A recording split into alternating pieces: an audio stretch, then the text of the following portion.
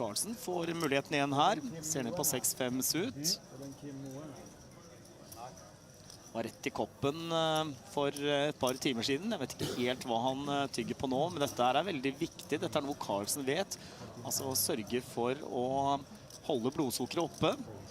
Først da fungerer hjernen. Hjernen trenger karbohydrater for å fungere, og når du spiller tankesport, så er hjernen det viktigste våpenet du har. Sammen med skjetongene, og Sjøstrøm har jo mye skjetonger. Han sitter i store blind og syner Carlsen sitt oppspill. Velger å bruke de gule skjetongene. Dealer er selvfølgelig veldig glad for det. Tar alt litt lengre tid.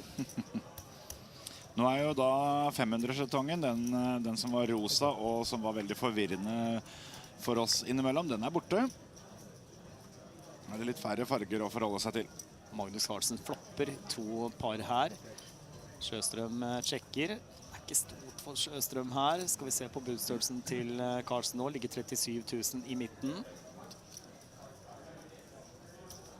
Ja, det går vel ganske lavt her. Det så ut som 9 000, ja.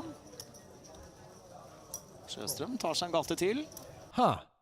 Maybe the software is off, or like something's going on with the cards where they look like different cards than they are, or something. Like Sjøstrøm has what hand? And what's the flop? What's going on here? He has 10-8 off, and the flop is not 10. There's no 10-8 draw anything going on. There's no gut shot. 6-5, yeah. Okay. Rainbow.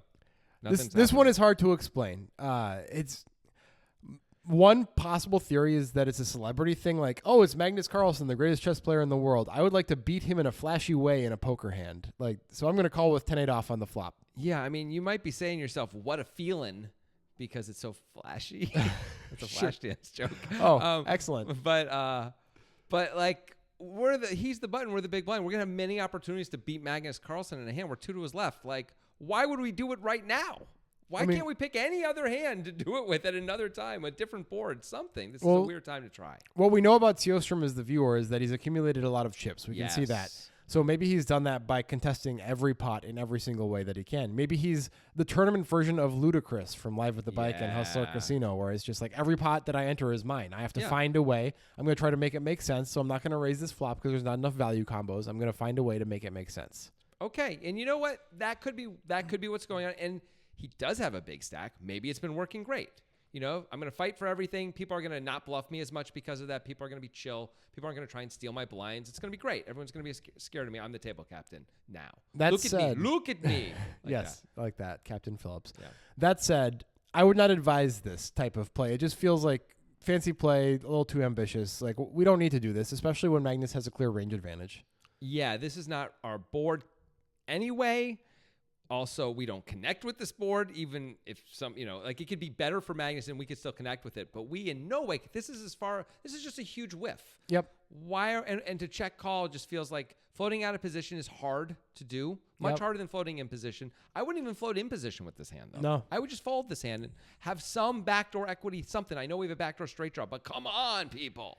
I don't know, man. I don't know what's going on, but he does it. And unluckily for Sjøstrøm, it's going to be tough to get Magnus to fold this one because he's actually flopped quite a good hand here. Yeah, but guess who's going to try? Sjøstrøm's going to try. Sjøstrøm's going to try. And you should try with all of your might to sign up for the new Nitro betting site. It's very important. Use the link in our pinned tweet. That's the only way you get access to the monthly Poker Guys tournament, which has moved to the new Nitro betting site. You got to re-register, even if you use Nitrogen Sports. Re-sign up for Nitro Come betting. join us. It's beautiful. It's easy. It's no problem. It's a very fast process. They also have new products, a prettier site. It's worth it. Go over there. It's an Stop oasis. being a dillweed. There's drinks. Sure. Drinks and snacks. Why not?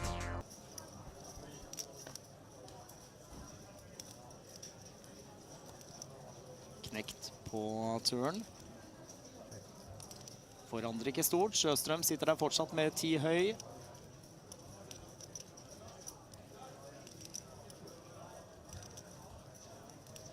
$55,000 i midten nå. Nå skal han gå litt tyngre. Det er, skal vi si 22 eller 23, 22 000.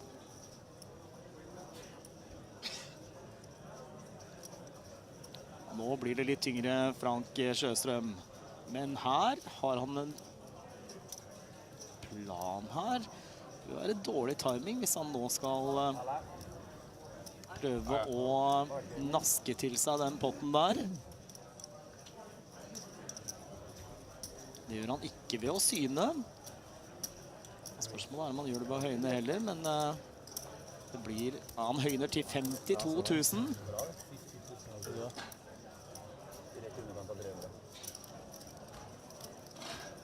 Uten vinnersjanser, bare påpeker det.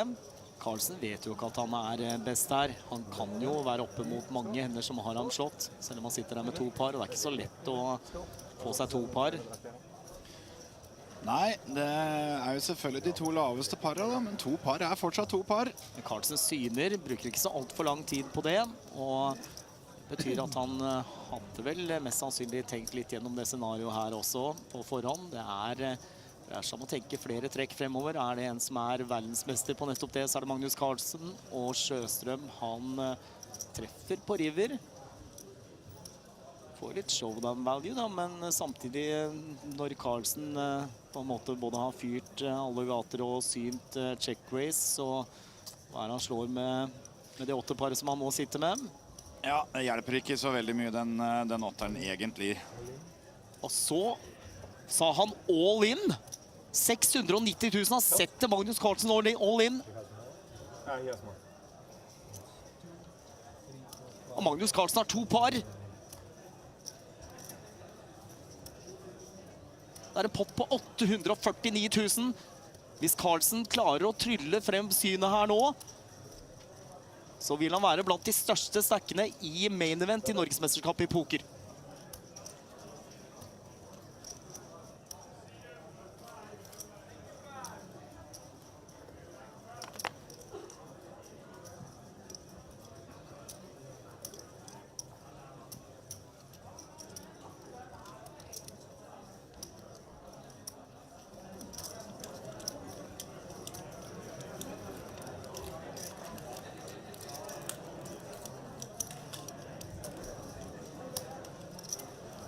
Se på Sjøstrøm. Det er jo et forferdelig vanskelig syn å finne dette her sånn. Det er ikke så alt for mye han slår med 6-5 der.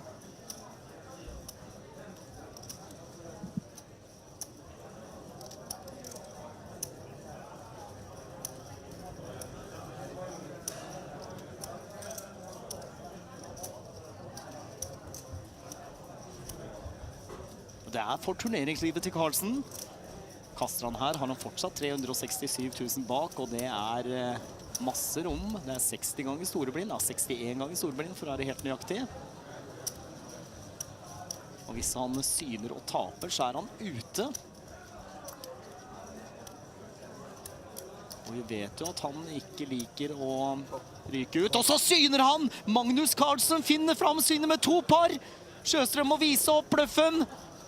Well, Magnus can buy himself a new golden chess set now. That was a Finally. huge pot. Yeah, ridiculously big pot. You can take those poker chips straight to the pawn shop and those. Just Magnus, I just texted him after this saying, "Can you cash out right now? You should take that money and Right. cash out." Yeah, People do that sometimes with tournament stuff. Yeah. Yeah, they get it. All right, back to the turn. Okay. This was somewhat inevitable that we were going to see an aggressive action from Sjøstrøm at some point in this hand, because why else would he check call the flop with 10-8 high? It seems like it. This turn card doesn't really feel like the right time to do it, though. I mean, This turn card does not connect with the calling range of the flop for Sjøstrøm anyway, right? Like if it was a 9, hey, a straight came in. yeah, Or even an 8 or a 7, straights come in. Or the board pairing, a 5 or 6 pairing, that could connect in theory with him check calling. right. The jack doesn't make a whole lot of sense. What are we repping when we raise here? Yeah, no, I can even sort of get behind the out of position float if we have the plan of like, okay, it was only 9K and 37K on the flop. So if we get the right cards, we can make a move based on blockers or whatever. Sure.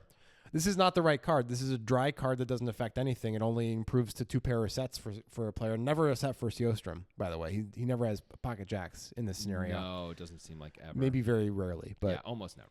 so it feels like we're not really repping much. We're repping like Jack 5 or Jack 6 suited a lot of the time. I guess we think we're repping pocket 5s, pocket 6s, but of course Magnus is blocking the heck out of those. Yeah. Also, we're not repping all combos. We would certainly check raise the flop on an ace high board with those a fair amount of the time. We would. So It feels like we just had a plan and we're going to follow through no matter what. Like, we're a hammer and everything's a nail. I like that. Yeah. That's what Sjostrom likes too, and he's Yeah. going for it. Now, it should be a little scary to Magnus, right? Like, if you know nothing about Sjostrom, this is a strong line to Sjostrom's credit. It's like, okay, this is mostly hands that beat 5-6. Yes. Most of the time. There are combo draws that came up that you can still beat as Magnus, like 7-8, 7-9, 3-4, 4-7 of hearts. Yep, those are the obvious ones. And maybe sometimes it's just the straight draws are doing it too, without hearts even. Yeah. Like 7-8, 7-9, Right. all those same things. But if we look at the value side of things, we should be beating nothing unless if Sjostrom is one of those people who just massively overvalues a hand like ace queen Right. post flop, but is careful with it pre flop, which Yeah. there are people like that. You got to hit the middle. Right. But it doesn't seem like Sjostrom is in any way that kind of a person. It seems like he's the maniac. It right? does- Based on the things we're seeing. It does seem that way. And without that knowledge, it would be scary. It's not scary at all against Sjostrom if Magnus has been playing with him and he's been seeing plays like this. If you're against a player that you know is a super nit, maybe you can consider folding. I think against a super nit, you have to fold. Yeah, but You're drawing so thin. but against a player with no data, this is a call. And against a player like Sjostrom, this is a definite call and not a 3-bet, right? Because there's not really any value in 3-betting. No, I don't see any value. I mean, I guess we could shut out the draws, but why would we do that? No, let's not do that. We could be getting ourselves in a lot of trouble here. Sjostrom's drawing dead, man. Let's let him do it. Okay. And we do on the river. And boy, does he do it. He Oh really does it. It's weird. It's a weird decision here. He pairs his 8, which mostly never matters. As you pointed out on the podcast, Magnus could have a straight draw that turned into an 8 that now Sjostrom is beating, but that's rare. Magnus could also have like king, queen of hearts, have bet flop anyway, bet turn, get check raise small, call with the flush draw. Okay, yeah. And so we're beating. But there's very few things, to your point, that we're actually ahead of here. Yeah. It's reasonable to think I have to bluff. All right. It feels like we're up against ace king. So tell me your thoughts on the sizing here. It's like well over 2 times the pot. I would like to take this sizing and kick it in the back of the head. Okay. Because I'm angry and I'm sad and I'm mad. Okay. Why? I don't know why we would size it this big. I understand the idea of 2/3 of the pot may not get it done now that he's just called the check raise. It feels like Magnus has ace queen, ace king kind of hand. And so deciding to go bigger than 2/3 of the pot, I think is reasonable. Like 110K. I don't know if ace queen's going to fold, but we could size it up and not have to go whole hog here. We can make it 180K. That's more than the pot. That's huge. And then we still keep 187 back that, we don't have to, every time we get called, we don't have to burn. Right. It feels like we're just trying to threaten the tournament life, right? And that may be effective against a lot of the players in this tournament. This is the Norwegian Championships. It's an $1,100 or so tournament. And to a lot of these players, this is probably the biggest tournament on their schedule, right? Right. So threatening the tournament life is very effective against that field in general. So maybe this is the right play against a lot of the field. But you have to recognize you're against the chess GOAT. It's Magnus Carlsen. He might not be well-seasoned in poker, but he's certainly not short on money, and he's not going to be scared of the situation. He's going to know he has opportunities to play in many more poker tournaments whenever he wants. Right. So it's probably not the right target for the threatening the tournament life. This is definitely not the biggest poker tournament he's going to play in, I would guess, in the next 12 months. I would be surprised if we didn't play the World Series main event this year. Exactly. Yeah. Exactly. And certainly he could if he wanted to, and he knows that. So, whatever. So, but the only thing I would say is it's day 2. So he's put in some sweat equity into this, right? Yeah. And so we may get more folds even from people who aren't moved by the money, just because it's like, I mean, I've only put in 70,000 here, and now I got to put in another 367, and I played for a day and a half, and I'm just going to throw that all away. Like, there are people who think that way. This story is so insanely bad, and especially, by the way, Magnus has maybe the perfect hand in terms of blockers as well. He blocks the set of 5s and the set of 6s. Feels like the most obvious hands that might be doing this that aren't straights anyway. If any hand would actually size it this way, I don't know if any hand would. It feels like it's really bluff heavy, the sizing. Also, based on just this one hand, I would guess, and his chip stack, Sjostrom probably is a maniac all the time. And Carlsen probably knows that. As we see, it takes him 30 seconds to call this massive overbet for his tournament life. Like, that's a sign that this guy is bluffing constantly. Yep, and he chose the wrong target. He sure did. Magnus not scared. Magnus, checkmate.